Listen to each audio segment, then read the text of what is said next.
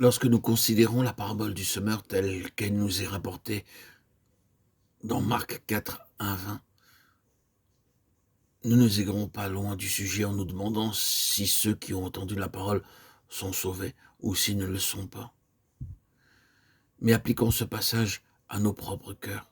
La semence dont parle ce passage est clairement interprété comme étant la parole de Dieu. Et par ce message, Dieu s'adresse à nous aussi, et non pas à une catégorie particulière de personnes. Ne limitons donc pas l'action de sa parole dans nos vies en l'appliquant seulement aux perdus. Cette parabole nous montre 4 différents résultats lorsque la semence a été semée. Pourquoi ces divers résultats alors que la semence a été la même? Je demande la grâce de Dieu pour répondre à cette question vitale. Je suppose qu'en tant qu'enfants de Dieu, nous espérons tous vivre et œuvrer étant assurés de l'approbation du Seigneur. Pourquoi alors nombreux sont ceux qui ne parviennent pas à ce résultat? Puis-je encore, en allant plus loin, poser cette question? Comment se fait-il que dans les premiers jours de votre vie chrétienne, vous étiez si désireux de suivre le Seigneur et qu'aujourd'hui vous soyez si peu empressés? Lorsque vous avez été confronté avec l'éternel dessein de Dieu, ne vous êtes-vous pas engagé pour le Seigneur de tout votre cœur? Qu'est-il donc arrivé depuis lors?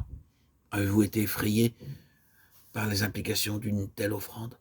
Avez-vous réalisé un jour que si vous persistiez dans la voie des exigences divines, cela briserait vos plus chers espoirs et vous n'avez pas supporté de devoir les délaisser?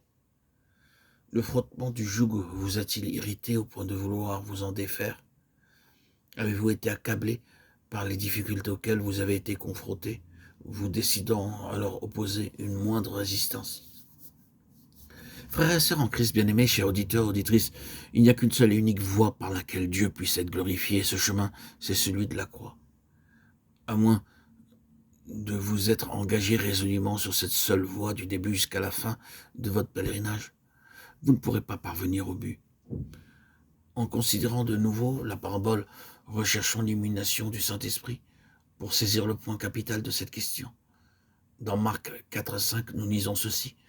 Une autre partie tomba dans un endroit pierreux où elle n'avait point beaucoup de terre. Elle leva aussitôt parce qu'elle ne trouva pas un sol profond. Elle leva aussitôt. Quelle stupide croissance! La parole est tombée sur ce terrain et aussitôt quelque chose s'est produit. La parole n'est pas restée dans le domaine objectif de la doctrine, elle a produit un changement subjectif. La croix a commencé d'opérer car l'enveloppe extérieure de la semence s'est ouverte soudainement et la vie a commencé à se manifester. Cependant, le Seigneur nous a avertis qu'une croissance aussi rapide n'est pas la garantie d'un résultat permanent.